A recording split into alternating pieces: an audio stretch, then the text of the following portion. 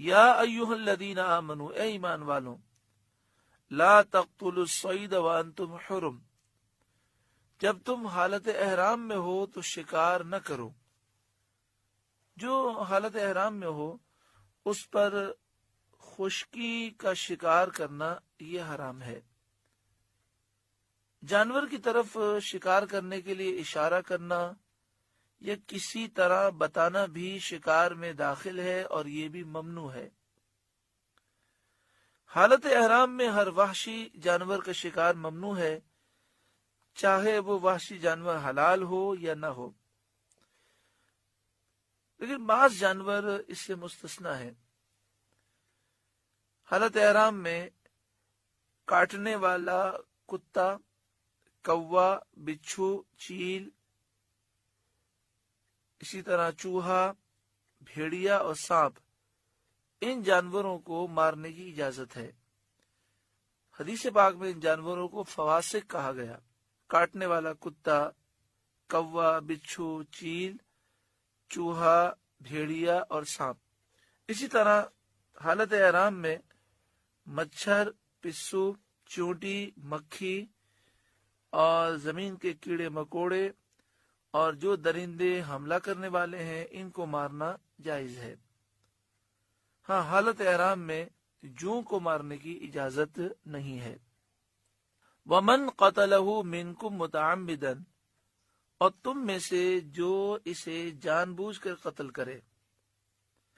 حالت احرام میں جن جانوروں کا مارنا منع ہے وہ ہر حال میں منع ہے. جان بوجھ کر مارنا بھی منع ہے اور خطان مارنا بھی منع ہے. اس آیت کریمہ میں قصدن مارنے کا حکم بیان ہوا اور احادیث طیبہ میں خطان مارنے کا حکم بیان کیا گیا. وَمَنْ قَتَلَهُ مِنْكُمْ مُتَعَمِّدًا، تو تم میں سے جو کوئی شکار جان بوجھ کر کرے، فَجَزَاءٌ مِثْلُ مَا قَتَلَ مِنَ النَّعَمِ، تو اس کا بدلہ یہ ہے کہ ویسا ہی جانور مویشی سے دے. يَحْكُمُ بِهِ ذَوَا عَدْلٍ مِّنْكُمْ، تم میں سے دو عادل شخص اس کا فیصلہ کریں. ہدیم بالغ الکعبۃ، یہ قربانی ہو کعبے کو پہنچنے والی. یعنی مثال کے طور پر کسی نے ہرن کا شکار کر لیا تو اب ہرن کی قیمت کا اندازہ لگایا جائے. اس کی قیمت کا اندازہ دو عادل شخص لگائیں گے کہ ہرن کے شکار پر جو قیمت بنی اور اس قیمت سے اونٹ خریدا جا سکتا ہے تو ایک اونٹ لے لیا جائے اور وہ اونٹ حدود حرم میں نحر کیا جائے. ویسا ہی جانور دینے سے مراد یہ ہے کہ قیمت میں مارے ہوئے جانور کے برابر ہو. یہ حضرت امام ابو حنیفہ اور امام ابو یوسف رحمت اللہ علیہما کا قول ہے. قیمت کا اندازہ دو افراد وہ کریں گے جو عادل شخص ہوں، وہاں کی قیمت کے حال کو وہ جانتے ہوں، جہاں پر شکار مارا گیا یا اس کے قریب اس کی قیمت کا وہ اندازہ جانتے ہوں کہ اس کے قریب آبادی میں اس کی یہ قیمت ہے. کفارے کے جانور کا حرم شریف کے باہر ذبح کرنا درست نہیں. حرم سے مراد ہے حدود حرم. ہاں، مسجد حرام شریف میں خانہ کعبہ کے اندر تو ذبح نہیں ہوگا، مگر یہ کہ مسجد حرام شریف سے باہر مکہ شریف میں اور مکہ شریف کے ارد گرد جہاں تک حدود حرم ہے اس کے اندر یہ کفارے کے جانور کا ذبح ہونا یہ ضروری ہے. اب دیکھیں یہاں پر فرمایا گیا بالغ الکعبۃ، کعبے کو پہنچنے والی ہو قربانی. یہ نہیں فرمایا کعبے کے اندر، نہیں فرمایا.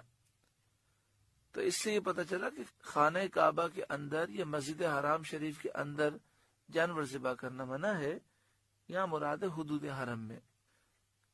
آگے فرمایا او کفارۃ طعام مساکین، یہ کفارہ دے چند مسکینوں کا کھانا.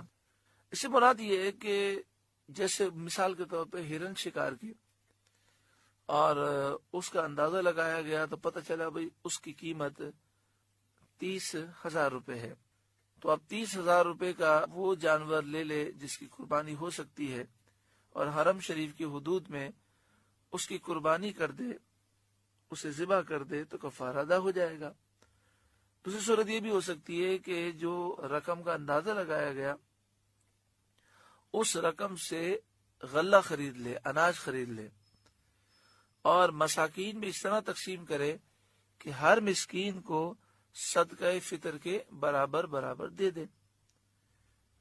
اور یہ بھی ہو سکتا ہے کہ جتنے مسکینوں کے حصے بنتے ہوں اتنے وہ روزے رکھ لے، جیسا کہ آگے فرمایا او عدل ذالک صیامن، یا اس کے برابر روزے رکھے۔ اب ہم اس مسئلے کو تھوڑا آسان کر کے سمجھنے کی کوشش کرتے ہیں۔ مثلا کسی شخص نے خرگوش کا شکار کیا، دو عادل شخص نے فیصلہ کیا کہ اس کی قیمت 5,000 روپے ہے۔ 5,000 روپے کا غلہ خرید کر غریبوں میں اس طرح تقسیم کرے کہ ہر ایک کے ہاتھ میں صدقہ فطر کی رقم آ جائے۔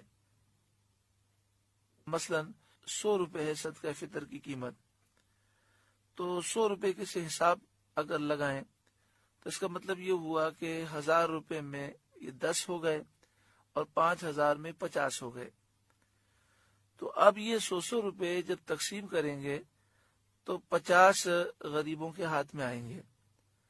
تو اب ہمارے پاس 3 صورتیں ہیں۔ ایک صورت یہ ہے کہ 5,000 روپے کا اندازہ لگایا گیا، اگر 5,000 روپے میں کوئی قربانی والا جانور آتا ہے تو حدود حرم میں اسے ذبح کر دے۔ دوسری صورت یہ ہے کہ 5,000 روپے کو غریبوں میں اس طرح تقسیم کرے کہ ہر ایک کے ہاتھ میں صدقہ فطر کی رقم مل جائے۔ اور تیسری صورت یہ ہے کہ صدقہ فطر کے حساب سے دیکھیں تو 5,000 میں 50 حصے بنتے ہیں، 50 مسکینوں میں ہم اس کو تقسیم کر سکتے ہیں، تو وہ 5,000 روپے دینے کے بجائے 50 روزے رکھ لے۔ یہ 3 صورتیں ہیں۔ لِيَذُوقَ وَبَالَ أَمْرِهِ، کہ اپنے کام کا وبال چکھے، کہ جب اس نے شکار کیا تو اب اس پر یہ چیز لازم کی گئی تاکہ وہ اپنے اس کام کا وبال چکھے۔ عفا اللہ عما سلف، اللہ نے معاف کیا جو ہو گزرا، یعنی اس حکم سے پہلے جو شکار کیے وہ معاف ہیں۔ وَمَنْ عَادَ فَيَنْتَقِمُ اللَّهُ مِنْهُ، اور جو اب کرے گا اللہ اس سے بدلہ لے گا۔ وَاللَّهُ عَزِيزٌ ذُو انتقام، اور اللہ غالب ہے بدلہ لینے والا۔ ہمارے یہاں پر اتنا تو لحاظ رکھا جاتا ہے کہ حدود حرم میں شکار نہیں کیا جاتا، لیکن بعض لوگ حدود حرم میں جانوروں کو تنگ کرتے ہیں، جیسے کبوتر کا معاملہ ہے، تو وہ کبوتروں کو اڑاتے ہیں اور اس سے وہ مزے لیتے ہیں، تصویریں کھینچتے ہیں، موویاں بناتے ہیں، سیلفیاں بناتے ہیں۔ شرعی مسئلہ یہ ہے کہ حرم شریف کے جو جانور ہیں، مثلا حرم شریف کا کبوتر ہے، وہ کسی جگہ بیٹھا ہے تو آپ اسے اڑا کر اس جگہ پہ نہیں بیٹھ سکتے، اس کا احترام کرنا ہے۔ فقہاء نے لکھا کہ اگر حرم شریف کے حدود میں کوئی جنگل ہے، اس جنگل میں ہرن ہے اور ہرن جو ہے کسی درخت کے سائے میں بیٹھا ہے تو شکار کرنا تو منع ہے، اس ہرن کو وہاں سے اٹھا بھی نہیں سکتے۔ تو اس لیے جب اللہ تعالیٰ یہ سعادت نصیب فرمائے مکہ شریف مدینہ شریف پہنچے، تو ویسے بھی مکہ شریف مدینہ شریف کا ادب ہے، اور مکہ شریف تو یہ تو حدود حرم ہے، اس کے تو مسائل بڑے سخت ہیں۔ احتیاط کا تقاضا یہ ہے کہ مکہ شریف ہو یا مدینہ شریف، وہاں کے کبوتر اور اس طرح کے جو جانور ہیں انہیں تنگ نہ کیا جائے۔ ہاں یہ ضرور ہے کہ چلتے چلتے بسا اوقات ہمیں نکلنا ضروری ہوتا ہے اور جگہ جگہ کبوتر بیٹھے ہوئے ہوتے ہیں تو ہم گزر رہے ہوتے ہیں، اس وجہ سے وہ اڑ جاتے ہیں، وہ الگ بات ہے، لیکن کوشش یہ کرنی چاہیے کہ ہماری وجہ سے حرم شریف کے جانوروں کو تکلیف نہ پہنچے۔